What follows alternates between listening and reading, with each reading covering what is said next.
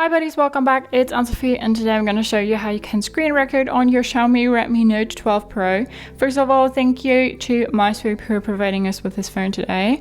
And to do screen record, you need to go to your drop down menu and then swipe to your left and then say screen recorder, and we can tap to start screen recording. We have our folder here and we have some more settings here about the resolution, about video quality, orientation, sound source and frame rate. And with the sound source, if you want to record your voice as well, you need to click on mic, otherwise it only records the system sounds or just none.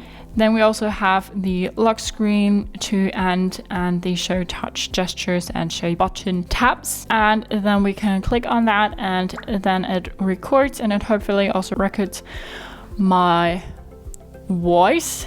And we stop this now and go to our gallery and we have that video here, and let's see.